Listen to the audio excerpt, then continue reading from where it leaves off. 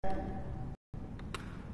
pakai kain ihram ini, boleh tuan-tuan pakai di rumah pun boleh kalau kita masuk Mekah tu, ataupun kita orang lelaki boleh kita pakai semasa kita dalam pesawat kapal terbang. Dan yang muslimat, datin-datin kita tak masalah, kita pakai di rumah kita baju sama, jubah sama, tak masalah. Kita orang lelaki je payah nak pakai ihram yang bawah, ihram yang atas dan sebagainya. Okey, nak ihram di miqat.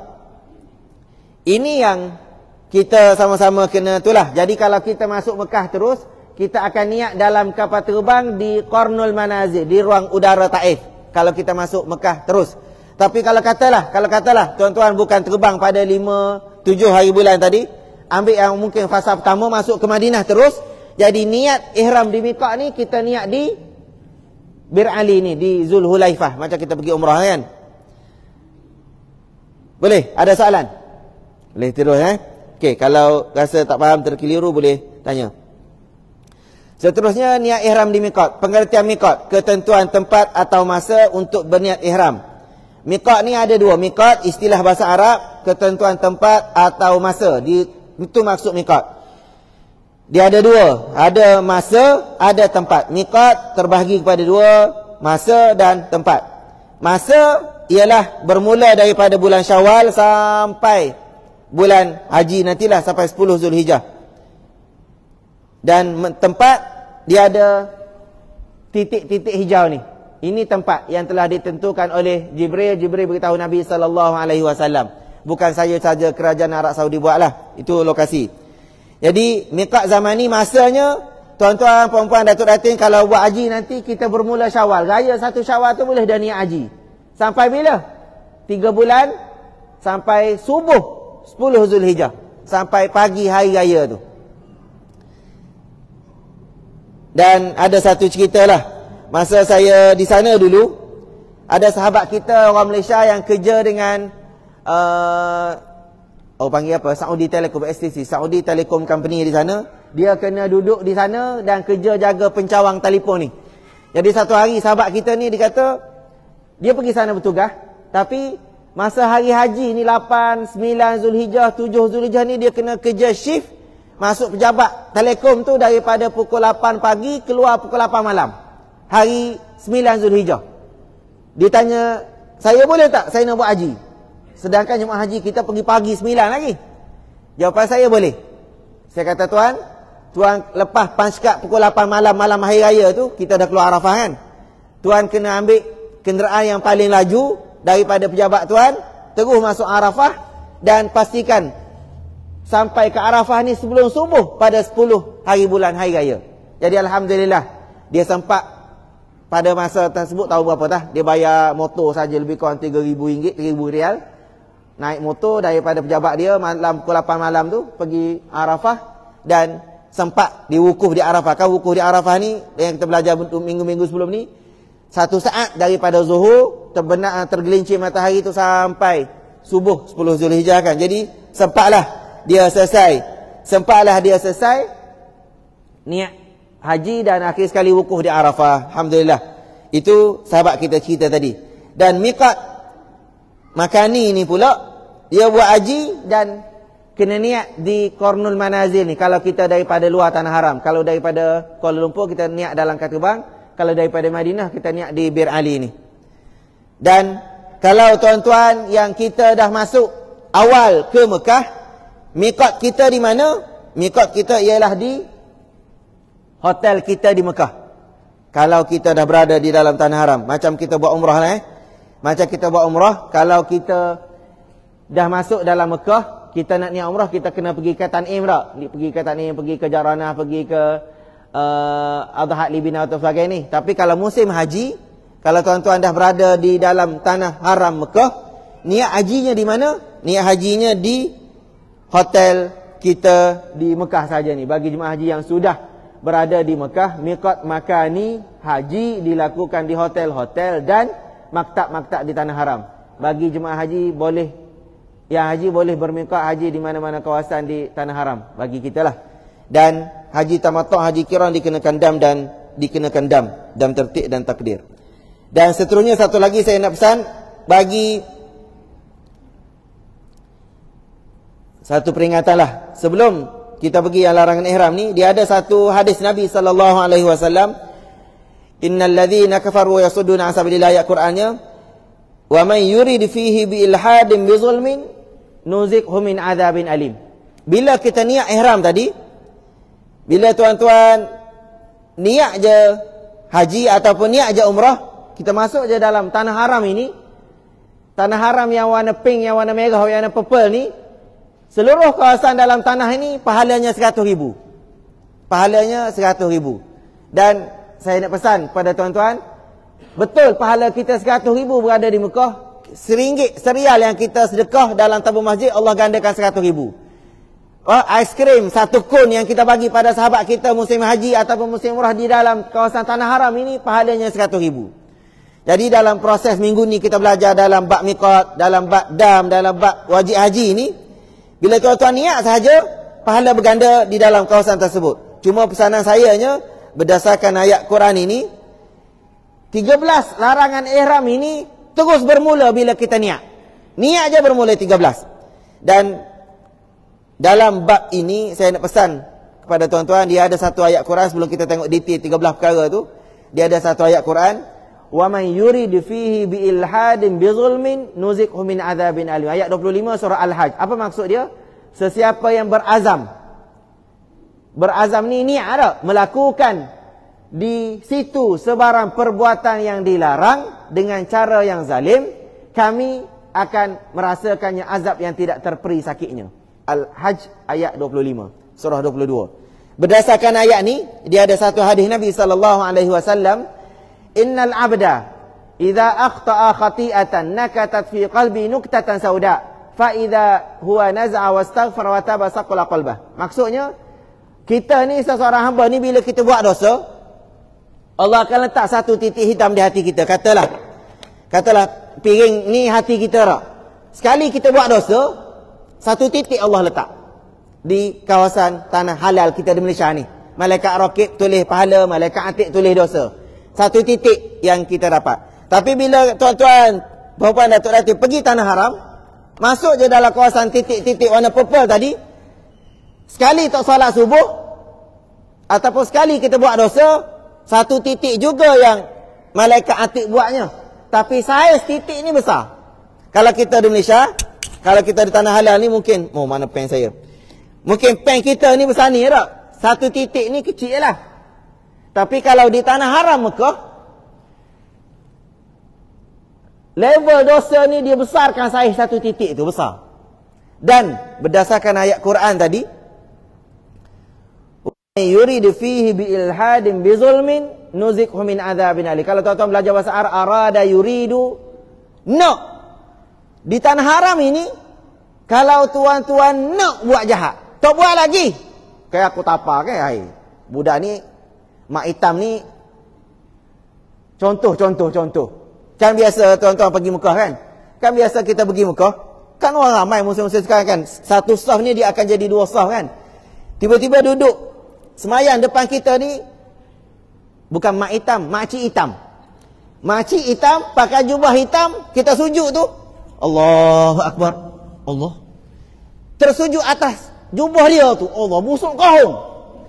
Dia punya busuk tu, last minggu tak basuh, 2 minggu tak basuh. Kita orang Malaysia ni suka mandi, suka basuh baju tak. Sujud tu, Allahu Akbar. Akak kepala tu tak. Dalam situasi tersebut, kita niat, makcik ni aku pandai kan, aku pukul kan. Niat. Wa man yurid fi bil hadin. Niat nak buat jahat, tak katok lagi, tak napa lagi, baru niat.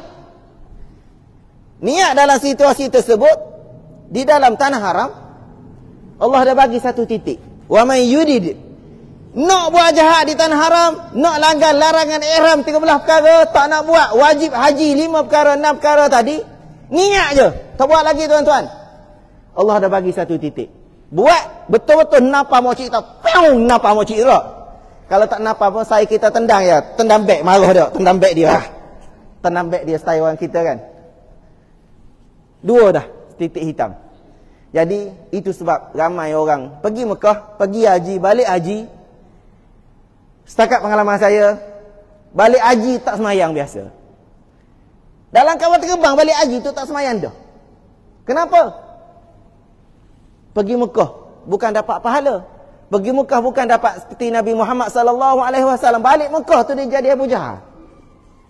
Dia jadi Abu Jahal. Kenapa jadi Abu Jahal? Ya, di Mekah ni bukan Nabi Muhammad saja ada. Pala jahat, pala gangster pun ada Mekah. Siapa Abu Jahal? Abu Lahab. Jadi normal. Balik Mekah setakat pengalaman saya lah. Saya pernah, ni cerita dulu sebelum kita pergi Iraq. Saya pernah, tahun berapa saya tengok bertugas? 2017 ke 2016? Kan kita duduk dalam terbang. Dalam terbang kan dia ada seat 3, 4 tengah, 3 tepi kan. Ni saya duduk seat tengah Saya duduk tepi. Ni jalan. Kan kita masa nak balik haji, kita dah pesan dah. Kapal terbang kita naik di Madinah pukul 2 pagi. Kita akan sampai di airport Kuala Lumpur pukul 10 pagi. Tuan-tuan dinasihat akan ambil wuduk sebelum masuk kapal terbang. Naik kapal terbang 1 jam, subuh akan masuk bila kita berada di ruang udara Oman. Sembahyang subuh dalam kapal terbang, ada dah surau yang dalam musalla yang dibuat dalam kapal terbang Saudi Airlines kan, dia dah buang 8 seat buat surau kan. Buat musalla, boleh sembahyang kat situ. Kita pesan dah. Kita hak ceramah ni beb pesan dah tak. Abang kita sebelah ni balik haji ni bang, pakai jubah, pakai iga, pakai ni yang syimak orang Arab, tok imam, tok khatib tu. Duduk sebelah kita. Kita bangunlah pergi sembahyang subuh sebagai ramailah jemaah pergi sembahyang. Yang boleh jumpa jemaah dalam pesawat kan, dalam Saudi Airlines tu. Abang kita sebelah ni, kalau dia nak bangun, badan dia sihat sikit. Kalau dia nak keluar bangun, saya memang kena keluar. Sebab tak muat. Seingat saya pergi semayang, saya balik tu, dia tidur lagi. Saya tak rasalah dia keluar lah. Jadi kesimpulannya, saya boleh buat. Ni orang lelaki, bukan muslimat. Orang lelaki. Orang muslimat mungkin ada masalah discah dan sebagainya. Kesimpulan saya boleh buat, dia tak semayang subuh dalam waktu yang telah ditetapkan. Mungkin kita doa semoga dia buat solat hormat waktu lah.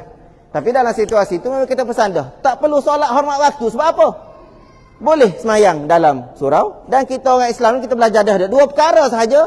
Awwalu ma yuhasabu bihil abdu yawmal qiyamah as-salah. Amalan pertama yang akan Allah kira akhirat esok apa dia? Solat. Rukun Islam kita 5. Mengucap kalimah syahadah. Solat fardu 5 kali sehari. Puasa Ramadan. Zakat. Haji. Kita yang nombor 2, solat fardu ni. Awwalu ma yuhasabu bihil abdu yawmal qiyamah as-salah. Amalan pertama Allah kira akhirat esok apa dia? Salat. Jadi kalau macam saya katalah buat haji 17 kali ni tak semayang. Tak. Allah tak terima amalan kita. Jadi itu baru balik dalam kapal terbang. Yang saya bertugas di Mina, masa duduk di Mina 3 malam, 3 hari di kemah tu yang kena melontar tu tak semayang. Allahu Akbar. Kita yang bertugas ni kita perasan, kita tahu. Abang kita ni, bos. Yalah, gaji depa 80,000 sebulan kan. Bos, semayang belum? Belum lagi ni, ramai sangatlah kat toilet. Semayang asar, semayang zuhur, ramai sangat lagi. Alah, saya jamak takhir lah. Bila asar, kita kan pukul 5.30 petang, siapa yang belum melontar, kita akan melontar sama-sama. Dia pun datang ke melontar. Kita pun tanya, dah semayang belum? Alah, lepas balik melontar nanti kita semayang lah. Pergi melontar, bukan dekat jalan kaki bang. 3 km pergi bang. Jalan kaki 3 km, balik 3 km. Ini yang muasasah ni. Balik azan maghrib dah. Bila dia semayang asar? Bila dia semayang zuhur jamak? Kita nak tanya lepas tu, kita malu alah dah, tak tanya dah. Biar pi dia. Tapi itu satu cerita yang dengan kepala saya sendiri. Ada lagi orang lain yang diminati. Allahu Rabbi Karim. Allah nak uji kita situ saja. Semasa kita berada di Mina. Itu yang ramai balik haji, ramai balik umrah dan sebagainya, mula-mula hati bersih. Titik hitam. Akhir sekali makin lama makin banyak titik hitam, lah sekali gelap. Kalau bila hati dah gelap macam ni, Tok Guru Harudin kata macam mana? Ambil lah air 7 kolah masjid pun. Arwah tu kata tak? Ambil lah 7 kolah masjid pun. Tak jadi ni. Level Abu Jahar. Astaghfirullahaladzim. Itu yang biasa balik Mekah. Sepatutnya kalau ikut ihsaiyat, kalau ikut statistik tabur haji, balik Mekah tiap tahun 31,000 haji tak? Katalah daripada 2010, 2000 dulu. Sepatutnya subuh ni penuh rasmaya masjid. Tapi setakat ni subuh, masjid ni mungkin ramai lah. Kota Damansara ni lah. Kalau masjid rumah saya tu, 150 orang Malaysia, orang yang semaya subuh, 50 je orang Malaysia. Lain tu Bangla dengan orang Arab je rumah saya kat UKM. Mana orang kita yang balik haji ramai-ramai? Yalah, mungkin mati ya tak? Okey, selamat kita talbiah dulu sama-sama. Labbaik Allahumma labbaik, labbaik la syarika laka labbaik, innal hamda wan ni'mata laka wal mulk la syarika lak. Labbaik Allahumma labbaik, labbaik la syarika laka labbaik, innal hamda wan ni'mata laka wal mulk la syarika lak. Allahumma salli ala Muhammad. Terima kasih. Okey, kita terus tengok kesalahan yang kita perlu sama-sama jaga. 13 larangan ihram. 13 perkara ni bila kita niat aja, dia akan bermula dalam diri kita. Jadi apakah 13 perkara ini? Larangan ihram adalah perkara dan perbuatan yang dilarang dilakukan selama dalam keadaan berihram, dari mula berniat ihram sehingga kita tahlul. Seandainya dilakukan oleh orang yang sudah berniat ihram haji atau ihram umrah, maka haji dan umrahnya tetap sah, tetapi pelakunya dikenakan dam yang telah ditetapkan. Apa 13 perkara tu? Okey, pertama, tarafuh. Ini yang biasa dah musim umrah, cuma kita ulang saja, dan kalau ada soalan terkeliru dan sebagainya boleh sama-sama kita bincang, sama-sama kita jawab. Tutup kepala bagi lelaki. Kita orang lelaki masa umrah ataupun masa haji nanti, kita tak boleh pakai kopiah. Ataupun kalau kita orang lelaki biasanya kita dah biasa masuk toilet pakai kain ihram. Apa kan? Masuk toilet je kita ambil kain tutup kepala. Ingat tak yang biasa kan kita orang lelaki, antara yang kita belajar tasawuf dulu, masuk toilet kena tutup kepala. Sebab apa? Takut si syaitan iblis ni ambil najis kita tu letak atas kepala kan. Jadi kita masuk toilet kita tutup kepala. Itu dah menjadi habit kita, dah menjadi adat kita kan biasa. Jadi kita masuk toilet di RNR, kita tertutup kepala. Kena dam ke tak kena dam? Itu satu persoalan. Yang kedua, pakai pakaian bersarung bagi lelaki. Kita orang lelaki memang tak boleh pakai yang bercantum bajunya, bukan berjahit. Kalau bahasa Arab dia terjemahannya al-muhit, bukan al-mukhit. Kemudian yang ketiga, orang perempuan tak boleh pakai tutup muka, mask, ataupun tak boleh pakai niqab semasa kita niat ihram.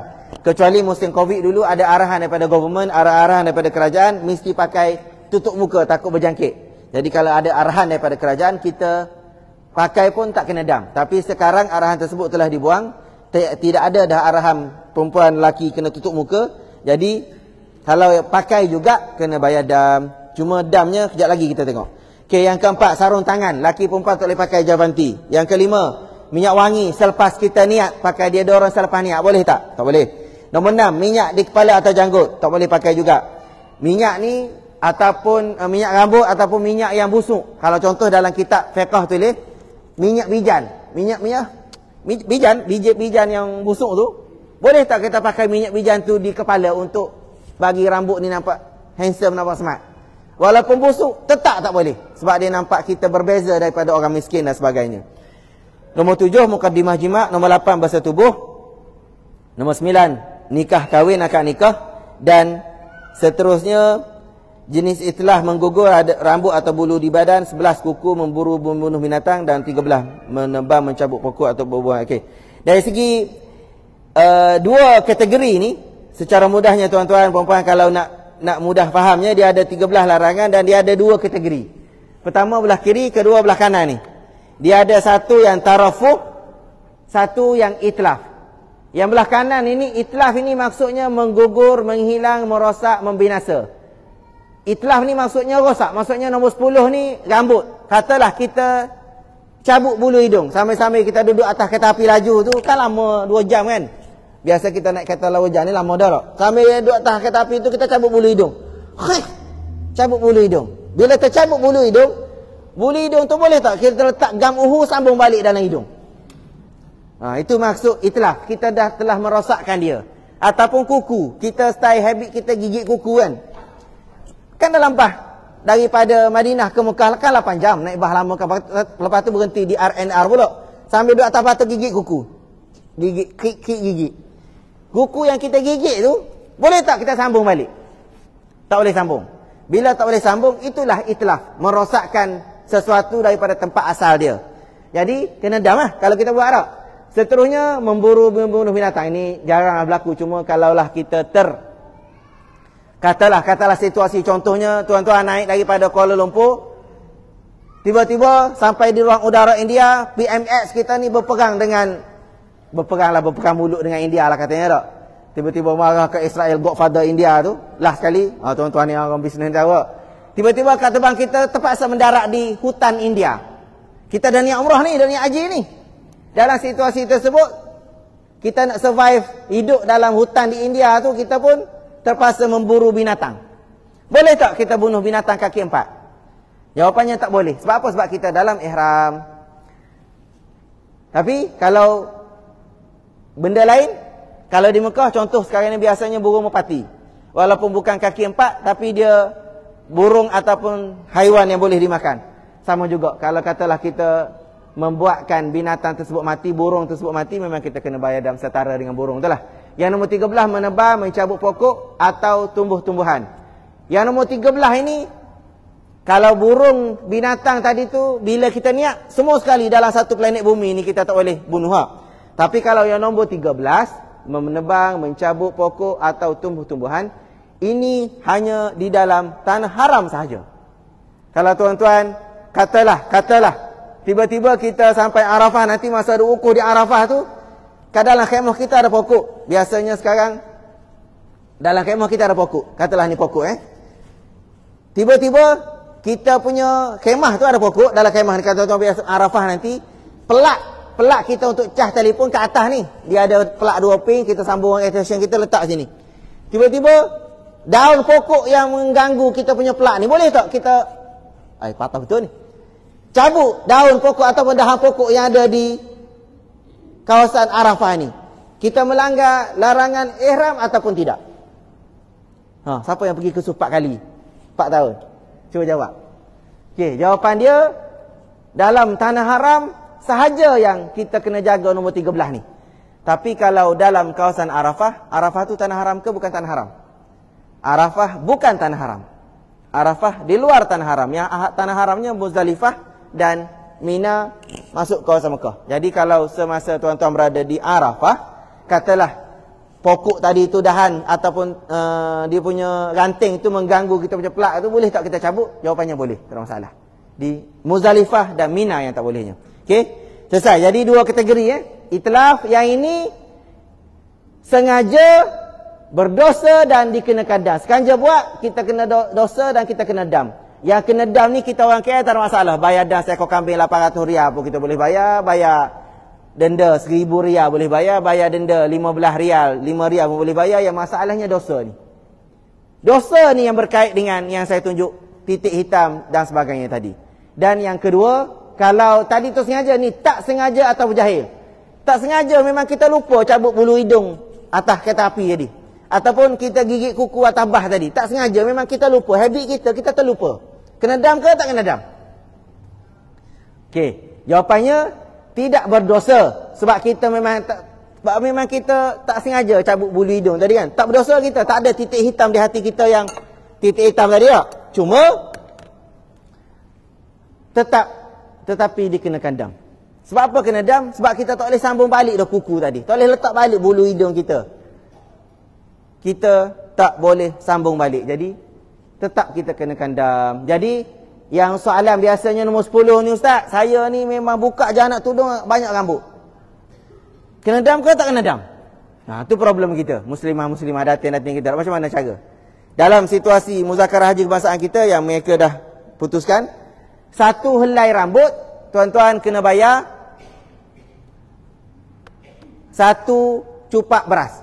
1 urat rambut, 1 cupak beras. Ada gambar ke? Okey. Ni gambar dam. Kejap lagi saya tunjuk. Jadi secara mudahnya, 1 cupak beras, 1 urat rambut, 1 cupak beras. Jadi kena bayar dam tu lah. Dan 1 cupak beras dinilaikan sebanyak SR Saudi Riyal 5 Riyal. Kalau 2 urat rambut, 10 Riyal. Dah kejap lagi kita tunjuk bila sampai tajuk dam. Ini larangan dulu. Dan yang seterusnya, satu lagi bak rambut ni, biasanya berlaku pada kita, macam ni kita memang buka anak tudung banyak rambut. Dan kita tengok kategori badan kita lah. Kalau lah kita ni memang situasi, memang dah ada penyakit gugur rambut. Ataupun memang kita lepas kemoterapi, memang rambut kita memang gugur sampai botak kan. Dalam situasi tersebut memang kita ada penyakit darurat, tak kena bayar dam apa-apalah. Tapi kalau tercabut rambut tersebut dengan usaha kita yang mandi, orang kata apa, gosok kepala dan sebagainya, tercabut rambut, itu memang kenalah. Sekejap lagi kita detailkan bab rambut. Okey, seterusnya yang kedua, larangan ihram ni ada satu lagi, tarafuh, bersuka, berseronok dan berhias. Pertama, tutup kepala dan sebagainya tadi, ini jarang berlaku. Cuma yang nombor 7, nombor 8, nombor 9 saja saya nak sebut. Nombor 7, nombor 8, nombor 9, muqaddimah jima', bersetubuh, nikah kahwin. 7, 8, 9 ini antara tuan-tuan dan saya sendiri perlu kita rasa syukur, perlu kita rasa ucap terima kasih pada Allah Ta'ala. Kenapa? Kita orang Islam, kita tak boleh buat 3 perkara ni hanya lebih kurang 6 jam, 8 jam ataupun 12 jam sahaja. Kalau masa musim umrah lah. Kalau musim haji ni, 3 perkara ni kita kena jaga lebih kurang 24 jam sahaja. Daripada kita niat haji 9 Zulhijjah, katalah pukul 8 pagi, ataupun kita niat 8 Zulhijjah pukul 5 petang, kita niat haji 8 Zulhijjah 5 petang, kita boleh tahlul, kita boleh bebas 10 daripada 13 perkara bila kita boleh bebas lepas kita tawaf sa'i dan sebagainya, hari raya 10 Zulhijjah ataupun hari sebelah. Jadi lebih kurang 24 jam, 48 jam lah, 2 hari saja kita perlu jaga. Alhamdulillah kita orang Islam. Tapi kalau orang kafir, padri Kristian, Sami Buddha ataupun Tokca Hindu dan sebagainya, mereka nak masuk syurga ikut agama mereka, mereka nak masuk syurga direct ikut agama Kristian, Buddha, Hindu dan sebagainya, mereka tak boleh kahwin teguh. Ada tak padri kahwin? Padri yang kahwin tu padri yang langgar hukum dia lah tu. Saya ada seorang kawan saya, kawan masa belajar di Mekah dulu, dia buat PhD di Vatican City. Di pop, dia punya apa? Dia punya supervisor dia semua geng-geng priest pop dan sebagainya itu. Perbandingan agama dia buat. Dia masuk dalam Vatican City, dalam gereja dan sebagainya itu, terbesar tu, dia jumpa dengan pop tu. Bila dia keluar, kawan-kawan padri-padri yang sama kelas dengan dia ni ambil berkat dia, pegang dia, sebab orang lain nak jumpa padri pop tu payah kan, dia boleh masuk. Dia cerita memang geng-geng padri dan sebagainya ni kan, Kristian kan banyak kan, ada apa 56 ke 58 Kristian, ada 7 Days, ada Anglican, ada Protestan, ada Katolik dan sebagainya kan. Yang mereka ni tak sah semayang hari Ahad dia tu kalau pergi semayang gereja lain, tapi bila nak lawan Islam mereka boleh bergabungnya lawan Islam kita kan. Jadi kawan saya ni cerita, dia kata memang mereka ni kalau nak masuk syurga direct, selain daripada pergi sentuh pop dan sebagainya itu, dapat restu tu, tak boleh kahwin sampai bila-bila. Jadi kita alhamdulillah, syukurlah tuan-tuan, kita orang Islam, kita boleh kahwin, kita boleh ada anak, kita boleh ada keluarga. Kita kena jaga larangan ihram 3 hari 2 hari ni saja, yang 3 perkara ni. Jadi itu kita detail kejap lagi insya-Allah. Jadi larangan ihram ini secara mudahnya, yang berbezanya tadi ni, kalau yang 4 perkara ni sengaja ke tak sengaja ke tetap kena bayar dam. Yang ini sengaja berdosa kena dam. Kalau tak sengaja, katalah contoh tadi, kita ambil kain tutup kepala kita orang lelaki masa dalam toilet, kena dam ke tak kena dam? Kalau kita buang terus kain tersebut, tak berdosa dan tidak dikenakan dam. Itu sahaja bezanya. Yang belah tarafuh ini belah kiri dan yang belah kanan. Cuma yang kita risau yang belah kanan ni lah, yang rambut nombor 10 ni saja semasa musim haji. Jadi macam mana caranya? Kalau saya setakat amalan saya masuk dah dalam handphone saya, dalam nota saya tulis larangan ihram yang dilanggar semasa musim haji. Tajuk nombor 1, rambut gugur pukul 10 5 minit 1 line. Gugur pula esok pukul 9.45, tulis 2 line. Nombor 3, tulis pula, katalah gugur pula 1 line lusa, masa kita nak melontar tu dah sampai 10 kita melontar, tulis.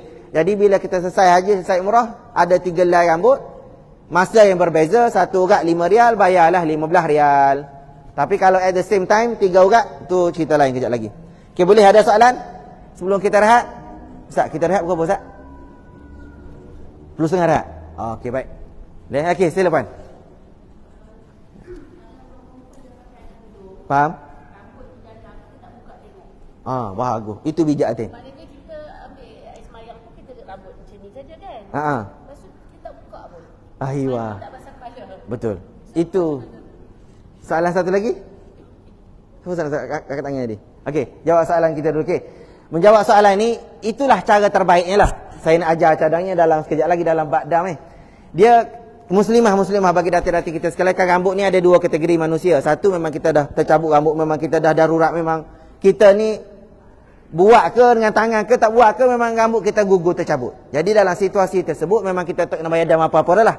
Dan cara terbaik, kalau katalah kita sampai Hotel Az-Zuhar, bagi kunci bilik sebagai masuk Mekah nanti, katalah pukul 9 malam.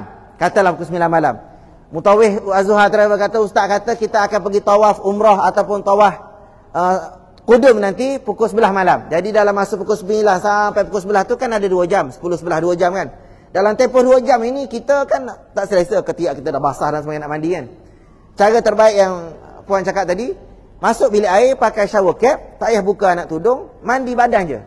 Mandi bawah ni je. Dan pukul 11 pergi tawaf dan tak payah buka anak tudung. Balik nanti pukul 2 pagi, pukul 3 pagi selesai umrah, kita dah tahlul tu barulah kita buka rambut. Buka anak tudung tadi. Bila buka anak tudung, apa yang ada tu kita selesai dah lah. Itu yang cara terbaik yang biasa kita ajar lah. Cuma situasi satu laginya, kalau katalah memang kita ni orang lelaki samalah. Kalau katalah kita dengan usaha tangan kita terjatuh satu urat rambut. Satu urat rambut, dia punya damnya satu cupak beras. Satu cupak beras sama dengan 5 rial. Jadi tuan-tuan, puan-puan, datuk perhatian, tandalah dalam handphone tu 1, 2, 3, 4, 5 kan. Jadi nombor 1 pukul berapa, nombor 2 pukul berapa. Kira habis je umrah, habis satu set umrah, habis satu set haji tu, kira katalah ada 10 helai. 10 kali 5, 50 rial. Cari orang miskin Mekah ataupun cari budak-budak cleaner yang miskin Mekah ni, dia dikira orang yang dapat pendapatan 4,500 rial ke bawah, dikira miskin. Ambil yang miskin tersebut, bagi 5 rial seorang, ataupun bagi je terus 50 rial. Budak-budak yang kerja travel Az-Zuhar di sana pun boleh, tu dikira miskin lah. Budak-budak kita petani India, Indon apa semua tu kan. Bukan orang Malaysia, orang menetap di sana. Dan yang kedua, biasanya cleaner Masjidil Haram tu. Cleaner Masjidil Haram tu dulu Bin Laden bayar gaji dia 300 je. Gaji dia 900, 300 bayar cash, 300 bayar makan, 300 bayar hostel. Sekarang ni company baru kan, dah 30 tahun company Bin Laden, sekarang company baru dah. MBS bagi company baru, lupa dah nama. Sama juga dia punya arrangement, 300 je. Jadi kalau kita bagi pada mereka, lepas kita punya dam tadilah orang miskin. Okey, ada soalan lain? Okey, soalan.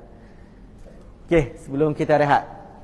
Okey, jadi 13 larangan ihram ini 13 perkara yang sama-sama kita perlu jaga.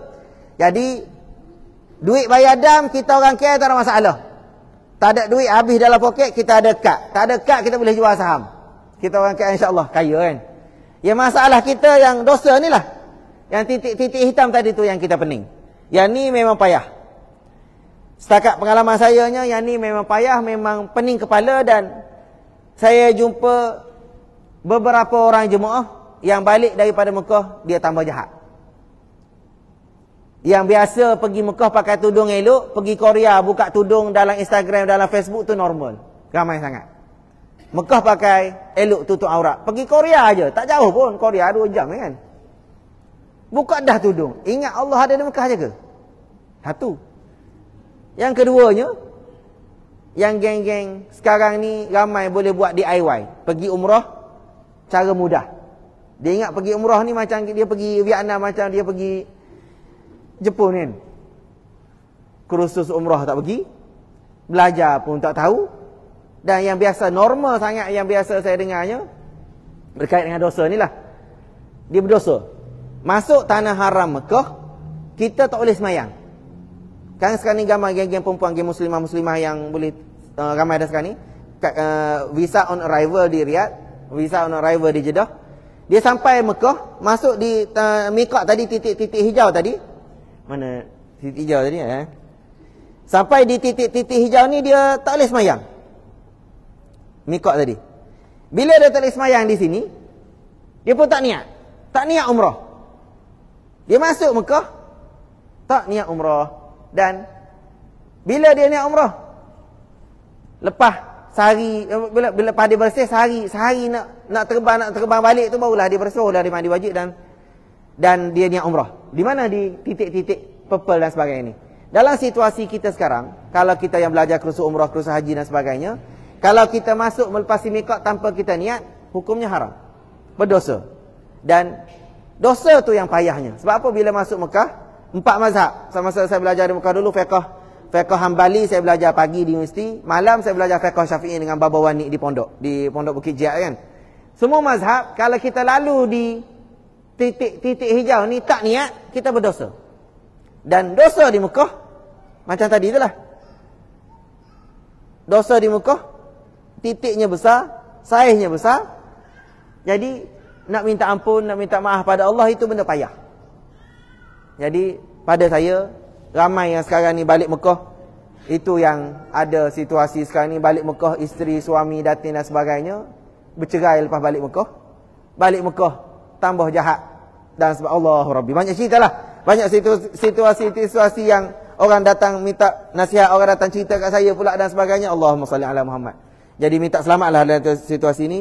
Sama-samalah kita jaga larangan ihram 13 perkara tadi. Ya betul, larangan tu simple, tapi yang payahnya yang dosa ni di dalam tanah haram. Minta selamatlah kita. Okey, ada soalan lain sebelum kita masuk badam? Sebelum kita rehat. Sekejap. Jadi 13 perkara tadi tu sama-samalah tuan-tuan, cuba sama-sama kita jaga, sama-sama kita tengok. Tak di handphone. Tak ada soalan Okey, dam. Syarak ibadat gantian. Kalau bahasanya darah, dam tu maksudnya darah. Ibadat gantian yang merupakan binatang al-an'am yang disembelih seperti unta, lembu, kambing, kibas atau gantinya daripada makanan di tanah haram, atau puasa yang dikenakan ke atas mereka yang menunaikan haji atau umrah di atas sebab-sebab tertentu. Larangan ihram, sebab diwajibkan dam, meninggalkan wajib haji dan umrah. Yang ni yang kita belajar kejap lagi. Sebab dikenakan dam, meninggalkan wajib haji dan umrah. Daripada 6 perkara wajib haji tadi, dia tak cukup. Tak cukup tidur 3 malam di Mina, ataupun melontar tak cukup biji batu, kena bayar dam.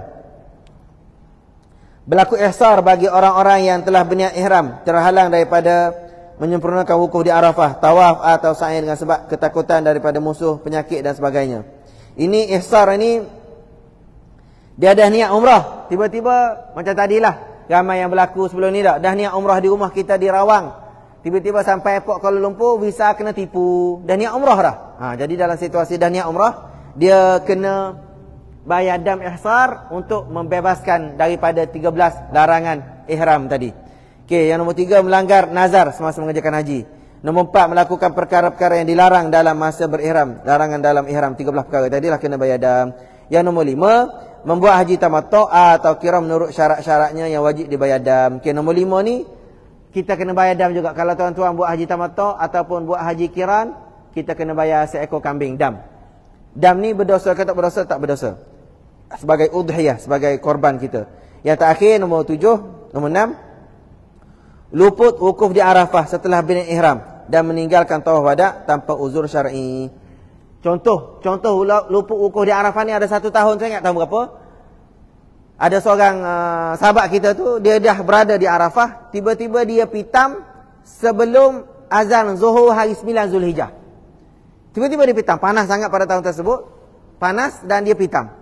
Dia pitam sebelum Zuhur, bawa pergi hospital dan sebagainya. Bila dia sedar balik selepas subuh hari raya. Jadi dia terlepas wukuf di Arafah. Kan kita nak wukuf di Arafah ni ada syarat kita Islam, balik, sedar dan sebagainya kan, berakal. Dia tak sedar, dia pitam, pengsang lah. Dalam situasi itu dia boleh tak wukuf di Arafah? Tak boleh lah. Dan dia terlepas pada haji pada tahun tersebut, terlepas wukuf. Jadi dia kena bayar dam, tidak wukuf di Arafah, dan dia kena datang balik qada haji tahun depan lah, sebab tak lepas. Okey, tu jangan berlaku lah tu tahun tersebut saja. Okey, kita ada masa setengah jam lagi sebelum kita rehat. Satu lagi, jenis dam. Okey, dam tadi yang kita tengok ada 13 perkara tadi tu, larangan ada 13 perkara ni, dia berkait dengan ada 5 jenis dam. Dan ini sebenarnya geng-geng lawyer ni kena belajar ni. Tuan-tuan tak perlu ingat dengar sekali imbas lah. Kalau nak hafal rasanya tak perlu hafal, insya-Allah. Cuma tengok sekali imbas, dan biasanya yang berlaku yang kita perlu tahu yang berkait dengan rambut tadi itulah. Berkait dengan rambut di kepala itu yang biasa berlaku lah. Yang lain tu jangan berlaku. Cuma kita perlu belajarlah. Okey, dam tertib dan takdir. Maksud tertib ialah mengerjakan satu demi satu, mengikut tertib, mengikut turutan ni, mengikut turutan. Bermakna tidak boleh dipilih atau diganti dengan yang lain kecuali tidak mampu, tak cukup duit. Takdir pula merujuk kepada kadar dam tersebut yang telah ditetapkan oleh syarak. Kadar, dia ada 2 benda. Satu, kena ikut turutan 1, 2, 3. Yang kedua, kena ikut kadar yang telah ditetapkan. Apa dia tertib takdir ni? Kita tengok tertib takdir. Tertib takdir sebab dikenakan dam, ihram tamattu' dengan syarat-syaratnya, ihram qiran dengan syarat-syaratnya, tidak berihram di miqat. Jadi 3 kesalahan 1, 2, 3 ni bukan kesalahan satu senarai 1, 2, 3 ni kita kena bayar dam. Yang pertama, menyembelih seekor kibas kambing atau satu daripada 7 bahagian lembu atau satu bahagian daripada unta di tanah haram. Jadi tuan-tuan yang buat tamattu', tuan-tuan yang buat qiran, kena bayar seekor kambing. Kesimpulannya, ataupun satu bahagian daripada 7 bahagian. Bayar ni di mana? Bayar ni di tanah haram Mekah. Dan biasanya macam mana nak bayar? Biasanya pihak Azhar Travel akan buka kaunter, boleh bayar pada Azhar Travel. Ataupun kalau sekarang ni dalam Tijari tabung haji tu, Tijari, apps Tijari tu, kita boleh bayar je, dia akan ambil duit daripada akaun kita tabung haji. Itu pun cara kedua lah tuan-tuan boleh buat. Dan kalau katalah tak cukup duit nak bayar kambing, kita boleh, jika tak mampu berpuasa 10 hari, 3 hari semasa di Mekah dan 7 hari apabila balik ke tempat kita. Tu kalau kata tak ada duit lah.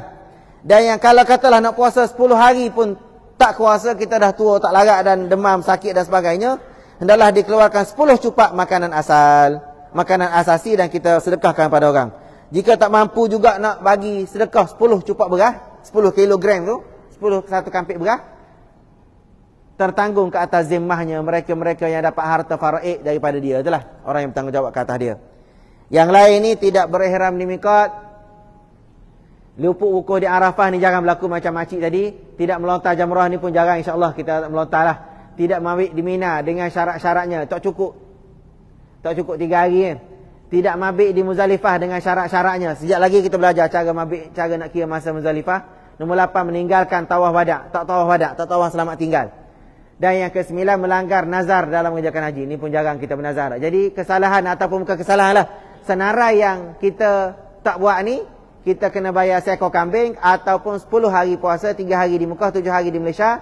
Dan yang terakhir, kalau katalah nak puasa pun tak larat, tak kuat, tak sembuh sakit, bagi sedekah 10 cupak beras, satu kampik beras yang 10 kilo, itulah mudahnya.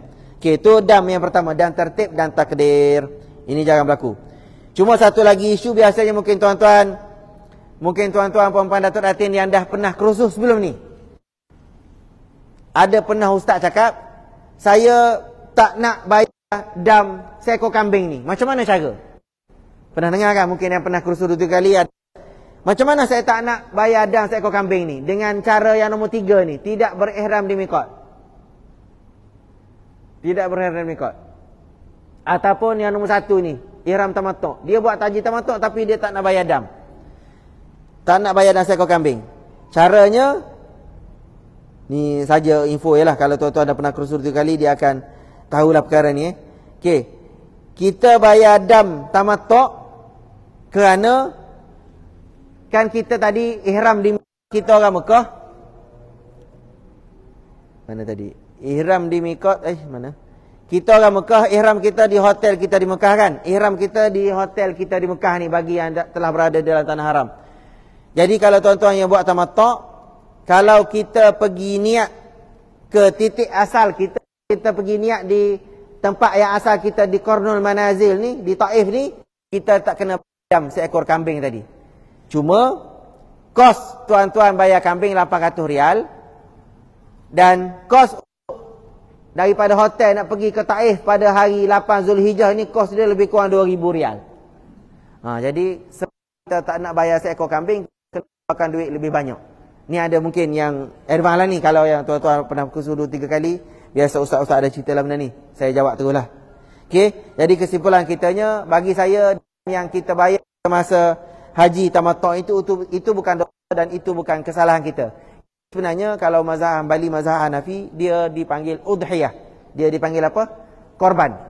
Dia mesti tengok daging, dia mesti tengok keluar semasa sembelih, baru dia punya haji itu sempurna dan sebagainya. Jadi kita bayar dam seekor kambing semasa kita buat haji ni, itu adalah bukan satu kesalahan, itu adalah satu kelebihan kepada kita, itu adalah satu kebaikan. Jadi ada juga jemaah kita, ustaz saya tak nak buat tamattu', kena bayar dam, kena buat ifrad. Kan tuan-tuan kena buat decision, kena buat pilihan. tamatuk ke kiran ke ifrat kan. Ustaz, saya tak nak buat tamatuk sebab kena bayar dam seekor kambing. Jadi saya bersalah. Saya nak buat ifrat. Tak kena dam. Sebenarnya bayar dam semasa haji tamatuk ini, bayar dam seekor kambing ini bukan satu kesalahan, bukan satu denda, bukan ya. Kita yang kita beri kepada cerita tu lah. Okey, boleh selesai dam pertama. Dan tuan-tuan nak bayar dam nanti kena sedia duit tu lah. Dalam katalah bayar pada Az-Zuhar Travel, package dia paling murah berapa? 39. Katalah paling murah lebih kurang harga tersebut. Kena allocate terus bayar dam lebih kurang 800 rial. Sama ada nak bayar pada Az-Zuhar pun boleh, ataupun nak bayar dalam tijari.com. Tijari apps tabung haji tu boleh tolak daripada situ.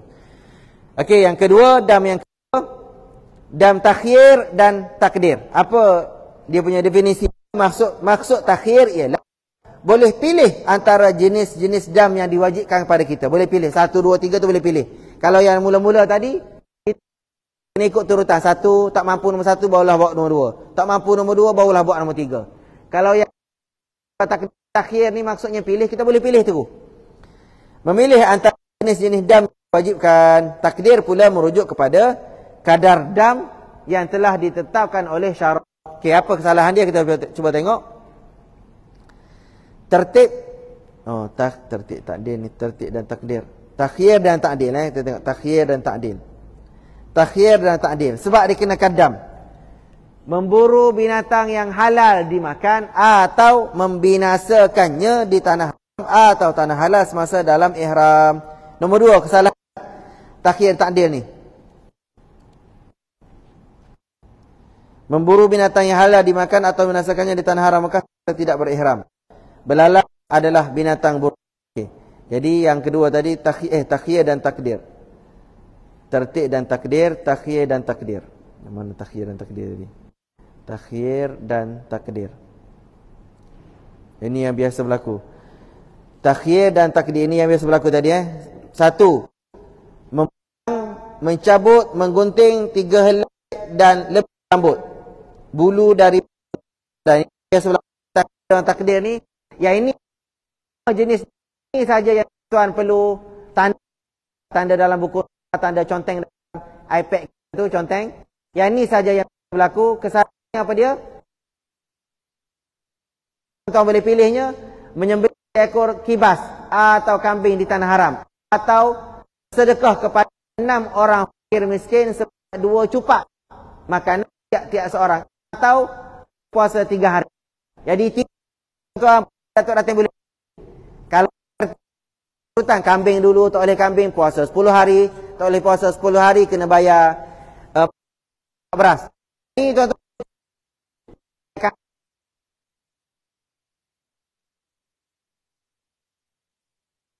6. Nombor 2 mana-mana boleh pilih. Apa kesalahan kita buat kalau kena pilih?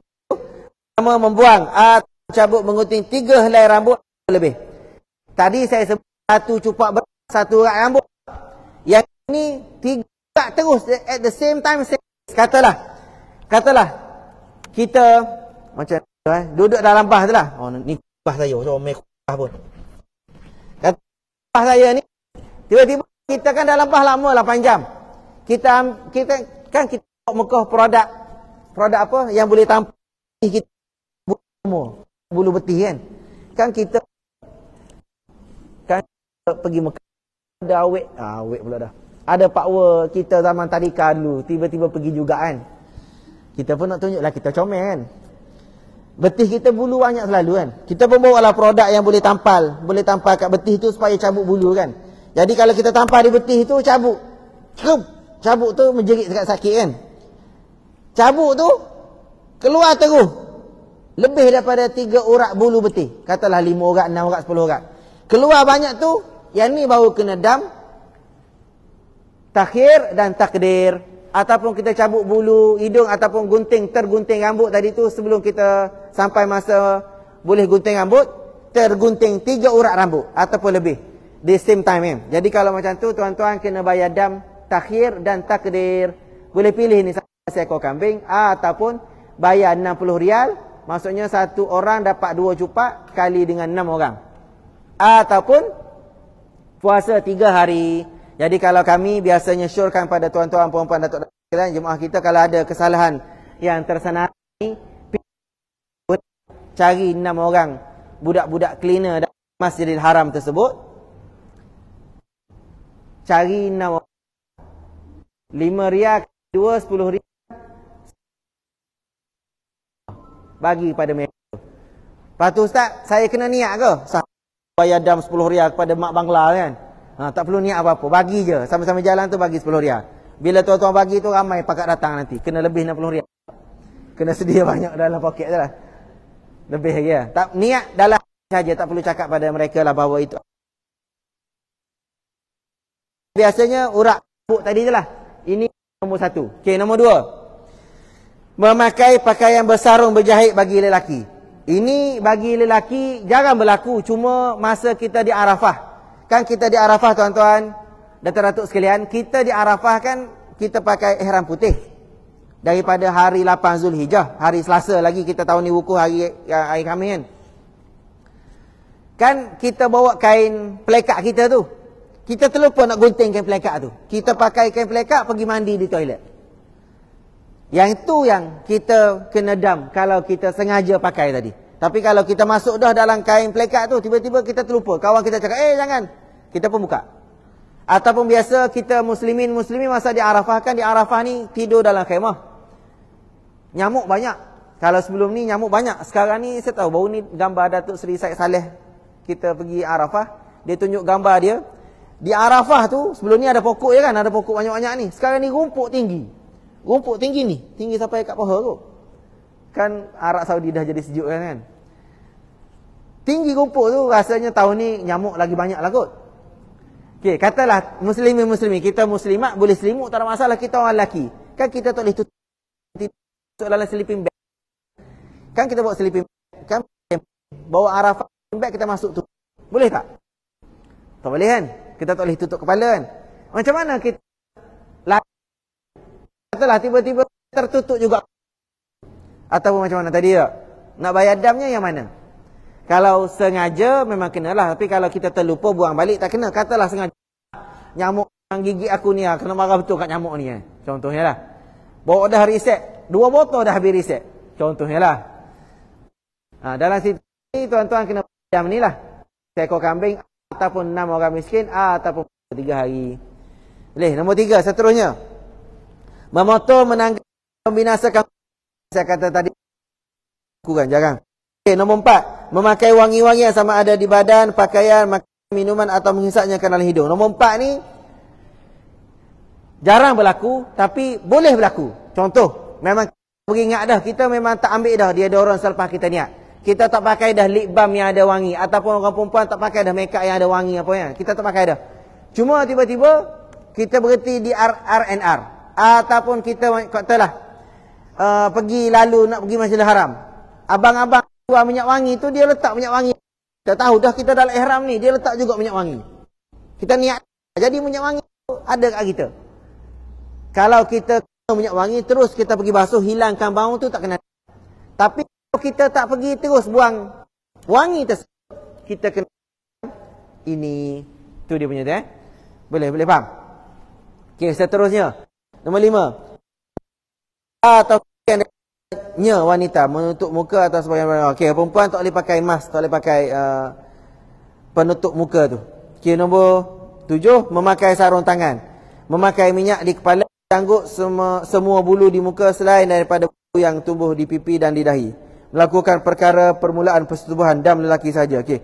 Yang nombor 6, nombor 8 ni melakukan dam persetubuhan ini, saya nak pesanlah kepada muslimin muslimat, tuan-tuan puan-puan datuk datin sekalian.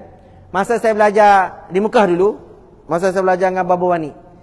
Masa saya belajar dengan Baba Wani tu saya tak kahwin lagi, saya umur 20 haji. Satu saya buat haji kerja dengan Tabung Haji Brunei Darussalam Holding. Masa belajar dengan Tok Guru Baba Wani ni. Nampak ni lah. Sahabat-sahabat masa pergi ke Arafah, dalam kitab tu tulis ballala sya'ruh. Naik unta dari Mekah pergi ke Arafah masa haji tu basah lagi. Rambut basah. Tanya Tok Guru, kenapa apa? Apa basah rambut? Mu ni bodoh, tak faham lagi. Maksudnya sahabat-sahabat Nabi sebelum pergi ke Arafah, mereka bersama dulu dengan pasangan masing-masing dan mandi wajib dulu. Jadi basah atas kepala tadi tu ulama tulisnya dia tak nak lucah sangat, dia tulis basah rambut kepala lagi lah. Maksudnya baru lepas mandi wajib.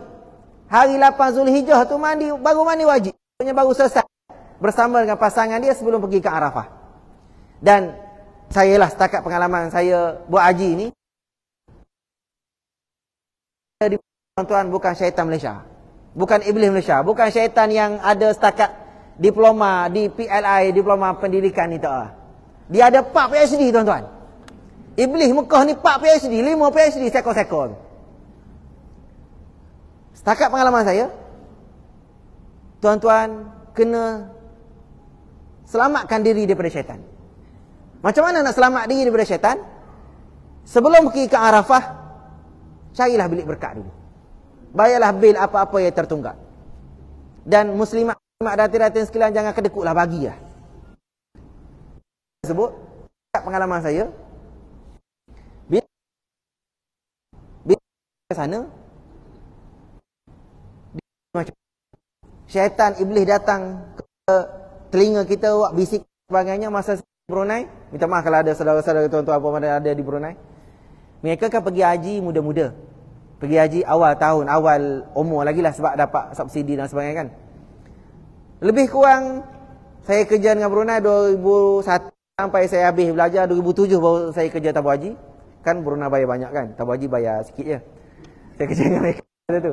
Jadi pengalaman masa tu sayanya, nak ceritanya, semasa Arafah ini, kalau bahasa Arab dia panggil Al-Mu'akis.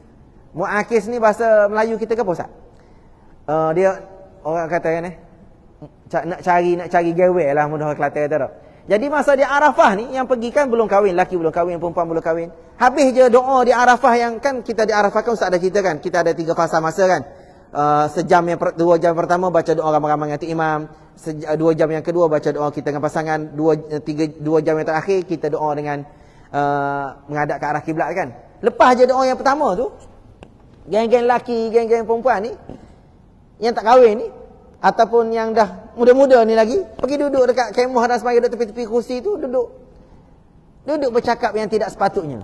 Duduk bercakap yang tak sepatutnya, duduk mudahnya buat dosa lah. Buat dosa hubungan suami isteri tu. Bukan kata berzina, adalah dia bercinta, duduk pegang tangan dan sebagainya, satu isu. Yang kedua isunya, kenapa sebelum pergi ke Arafah ni sahabat Nabi buat selesai perkara tersebut dulu. Syaitan iblis ni dia akan datang dalam fikiran kita dan sebagainya. Setakat pengalaman saya ni, saya duk tengoknya, mungkin disebabkan makan daging unta ke apa di Mekah. Tengok bini orang tu nampak cantik. Satu. Tengok makcik Turki, Allah. Lah sekali kalau yang saya pernah jumpa ada jemaah haji lelaki, dia tak bawa isteri pergi sana. Dia kata mula-mula tengok mek hitam yang tak sedekah tu, tengok hari pertama okey lagi. Tengok hari ke-18, comel juga mek hitam ni dia. Comel juga. Hari ke-18, hari ke-20. Sebab apa? Perkara tersebut. Jadi tuan-tuan, masa sebelum pergi ke Arafah, perkara ni melakukan perkara permulaan persetubuhan lelaki saja, walaupun sedak dua-dua orang saja kena, dia akan berlaku kepada tuan-tuan nanti. Jadi kalau boleh nasihat saya, syur sayanya, bapa wanita pesan kat saya masa tu, 1-2 belajar dengan dia memang tak faham lagi lah, 25 baru kahwin, buat nombor 26 dengan saya dengan isteri saya. Tersebut katalah dia kita azul, katalah laki-laki kongsi dengan laki, kongsi dengan pergilah bilik booking.com ke agoda.com ke, pergilah bilik dulu. Kalau katalah Ustaz saya umur 70 Ustaz, 70 pun ada pengalaman sayanya. Saya masa kerja Malaysia, saya tak tahu apa. Cuma saya ingatnya hotel tersebut, hotel Marwah An-Naga. Marwah An-Naga ni sekarang dah masuk dalam Masjidil Haram dah. Dah luar masuk dalam, dekat dengan Kubur Ma'la. Saya ingat tahun tersebut saya kerja dengan tabu haji, dah kahwin. Saya kerja pegang kunci bilik berkat. Satu hotel biasanya ada 5 bilik berkat lah. Saya tahulah, tiba-tiba saya pula kena jaga, kan biasa orang perempuan. Saya pula tahun tu saya kena jaga kunci bilik berkat. Jadi yang datang ni minta pinjam kunci bilik berkat tu, tak lagak pakai tongkat. Ustaz, saya nak kunci bilik berkat. Allah Ji, dah penuh ni Ji. Boleh masuk nama esok. Masuk nama esok senarai hari ni kan dibagi sejam seorang kan? Sejam satu pasangan kan. Penuh dah hari ni Haji, esok lagi. Tak apalah. Tak masa dia tu kita bagi okey. Tapi ini saya bagi Haji yang pukul 11 malam. Pukul 11 memang subuh esok lah baru saya. Esok lah kan. Datang esok masa sarapan pagi kunci kat saya, tak ada tongkat. Alhamdulillah. Jadi benda yang bagi saya dan Allah Taala sendiri pun hadis Nabi tu Fatimah anak Nabi kan. Fatimah dari masa Nabi buat haji yang ambil umur 63, Fatimah daripada Madinah. Ali suami dia daripada Yaman kan, dia jadi duta Rasulullah di Yaman kan masa tahun Nabi buat haji tu. Fatimah daripada Madinah, Ali daripada Yaman. Masa sampai Mekah, Rasulullah Fatimah ni, ya Fatimah cepat-cepat pergi selesaikan tawaf umrah. Cepat-cepat pergi jumpa suami kamu Ali. Selesaikan perkara ni sebelum kita pergi ke Arafah. Kan Rasulullah sampai ke Mekah tarikh bila? 7 Zulhijjah kan. Rasulullah bagi itu 7 Zulhijjah, 7 dengan 8. 2 hari, 8 Rasulullah dah pergi tarawih dah. Maksudnya kalau ikut dalam kitab fiqh 7 ke 8 tak sampai 20 jam. Rasulullah suruh Fatimah selesaikan tawaf sa'i, cepat-cepat pergi jumpa Ali suami dia, buatlah perkara yang sepatutnya, barulah pergi ke tarawih, pergi ke Arafah 8 Zulhijjah. Jadi kesimpulan yang mak buatnya untuk kita menghindarkan diri kita daripada gangguan syaitan iblis dan sebagainya. 2 hari ni memang syaitan iblisnya power. Selamatkan dulu perkara tersebut. Walaupun kita dah berubah, walaupun apa Ustaz, memang saya ni makilah toko Ali pun tak naik Ustaz, tak apa juga bilik supaya sesuai yang wajib sepatutnya lah, urut-urut pun tak apalah. Syaitan tu hilang daripada kita punya ni. Minta maaf terlebih sikit, tapi itu pesanan daripada tuan guru saya lah. Okey, seterusnya melakukan persetubuhan selepas selesai tahlul awal, tetapi belum selesai tahlul sani. Ini pun bayar dam juga. Ini pernah berlaku ada jemaah tanya saya melakukan persetubuhan selepas selesai tahlul awal tetapi sebelum selesai tahlul sani.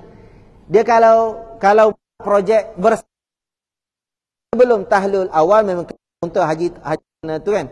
Ini selepas tahlul awal, selepas bebas 10 daripada 13, dia bersama dengan dia semasa di Mina. Jadi kena bayar dam apa? Lelaki saja kena bayar dam yang boleh pilih inilah. Okey, yang terakhir. Melakukan persetubuhan selepas persetubuhan yang sahkan haji, dam lelaki saja. Yang ini dia sebelum tahlul awal dia bersama dengan pasangan, kena bayar unta dah. Tak puas hati lagi. Gomo sekali tu nak lagi. Nak lagi itulah dia ini pula. Ini tak pernah lagi, saya tak pernah lagi lah dengarnya. Cuma itulah hukumnya. Jadi sama-sama kita bab ni lah kot tuan-tuan, takhir dan takdir ni lah kena sama-sama jaga. Okey, sikit lagi sebelum kita rehat. Sikit lagi, satu dam lagi, takhir dan takdir. Okey. Tadi takhir tertib takdir sudah, takhir takdir sudah, tertib takdir. Maksud tertib takdir ialah mengerjakan satu demi satu mengikut tertib, bermakna tidak boleh dipilih A atau diganti dengan yang lain kecuali tidak berkemampuan mengerjakannya. Takdir pula menukar kepada pembayar dam, membayar dam dengan cara berpuasa jika tidak mampu. Tertib takdir. Kita tengok apa kesalahan tertib takdir. Ini pun jangan berlaku sebab dikenakan dam. Persetubuhan yang merosakkan haji, iaitu persetubuhan yang dilakukan sebelum tahlul awal atau sebelum selesai kerja-kerja umrah. Haji perlu diqada tahun berikutnya, begitu juga umrah perlu diqada. Kena bayarnya apa? Menyembelih seekor unta. Jika tidak mampu, menyembelih seekor lembu.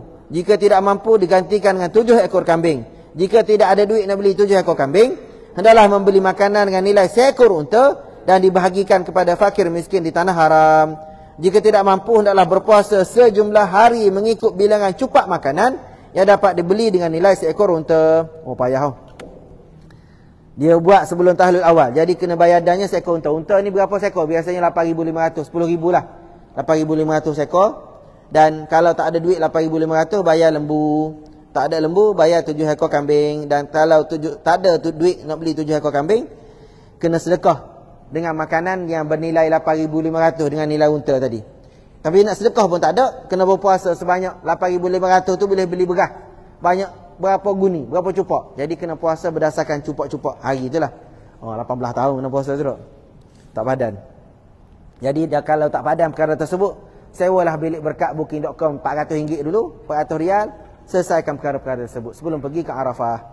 Okey, tu tertib ta'dil. Yang terakhir dan yang terakhir sebelum kita rehat, takhir ta'dil. Tadi takhir takdir dah, tertib ta'dil dah, takhir dan ta'dil. Tertib dan ta'dil ni dah, ni kena bayar untuk 8,500. Takhir ta'dil sebab dikenakan dan memburu binatang yang halal dimakan atau membinasakannya di tanah haram. Halal maksudnya ni jarang berlaku. Memburu binatang yang halal dimakan atau membinasakannya di tanah haram. Belalang adalah binatang buruan, belalang 50 sen. Atau memotong, menebang atau mencabut pokok di tanah haram, maka kecuali pokok mati. Hukumnya apa? Dia menyedamnya apa? Menyembelih binatang yang sesuai mengikut bandingan binatang yang diburu, pokok yang ditebang. Maksudnya kalau katalah dia memburu seekor rusa, kena sembelih seekor kibas dan sebagainya lah. Memburu binatang sejumlah yang sepatutnya. Okey, saya rasa itu saja sebelum kita rehat. Okey, ada soalan. Okey, sahabat kita Amin, boleh tolong tanya Ustaz, kalau wanita ada masalah rambut gugur teruk, dia siap-siap botakkan kepala di Malaysia sebelum pergi haji, boleh tak? Bagus soalan dia, untuk elak dam yang banyak sebab rambut gugur. Okey, bagi muslimah yang rambut gugur, dia memang botakkan kepala dulu, tak ada rambut, boleh ataupun tidak boleh. Sama juga dengan lelaki, kita muslimin lah. Saya biasa jumpa jemaah kan, kita orang lelaki kan rambut panjang. Sebelum dia pergi umrah atau sebelum pergi haji, dia mesin rambut dia nombor 1 tu, ataupun nombor 2. Jadi bila sampai sana, dia nak dapat pahala bercukur tu. Dapat pahala bercukur kan, Nabi kata rahimallahul muhallikin. Orang yang buat umrah, orang yang buat haji, cukur kepala dapat 3 kali rahmat daripada Allah kan. Nabi Muhammad doa kepada orang yang bercukur 3 kali, rahimallahul muhallikin. Allah bagi rahmat pada orang yang cukur. Lepas tu sahabat tanya, orang yang gunting Nabi? Nabi pun doa lagi, rahimallahul muhallikin. Allah akan bagi rahmat pada orang yang cukur rambut. Sahabat yang handsome ni tanya, ya Rasulullah, orang yang cukur, orang yang gunting takkan tak dapat pahala? Rasulullah kata lagi, rahimallahul muhallikin. Allah akan bagi rahmat kepada orang yang bercukur. Dan sahabat yang tadi tu, orang yang gunting Nabi, kali keempat barulah Nabi kata rahimallahul muqassirin. Allah akan bagi rahmat juga kepada orang yang gunting rambut. Jadi kita yang laki muslimin ni, memang kita nak dapat pahala bercukur lah kan.